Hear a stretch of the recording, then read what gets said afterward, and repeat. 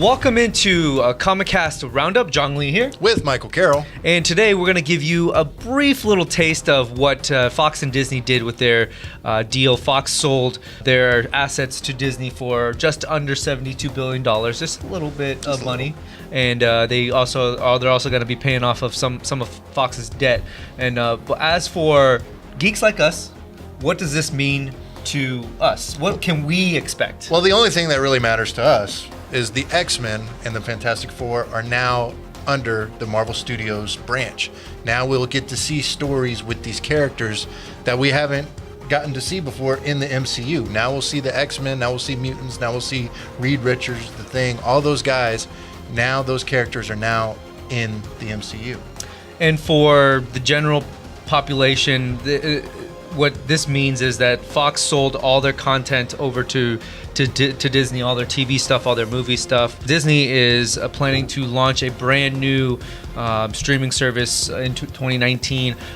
We don't know if they're going to be taking Hulu and actually making that the streaming service, because along with this deal, Fox has sold off 30% of Hulu to Disney. So we could either see them turning Hulu into their Disney streaming service, or we're going to see a brand new streaming service rolled out by Disney where you can get all their TV, all their movies. And so, this doesn't just go for Marvel and any Disney stuff. It also goes with all the Fox shows like Simpsons, American Dad, Family Guy. All that stuff is going to now belong to Disney.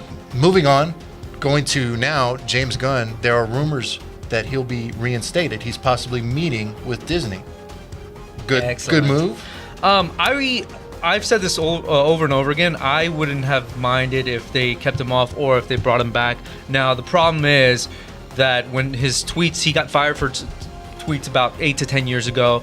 The problem with it is when he sent those tweets out, and then when he got hired by Disney, he apologized for those tweets. Back and then in 2012. Disney said okay, and then all of a sudden the outrage came out about 2 weeks ago, and then that's where people are upset, where he did apologize for these tweets early on, and now you're firing him because they're surfacing. What's the difference now apologizing than it was back in 2012? I guess that's the big concern, or it doesn't really make sense. So they've been relatively silent about this whole process. They haven't mentioned any replacements. They haven't got started on the script or anything. The fact that they've been silent about this whole thing makes us think that there's possibly a setup for them to reinstate him. Yep, and it looks that way. So, well, thank you for joining us on ComiCast Roundup. You can always follow us on Twitter. Shoot us tweets because we do respond to most everybody. Twitter links are below.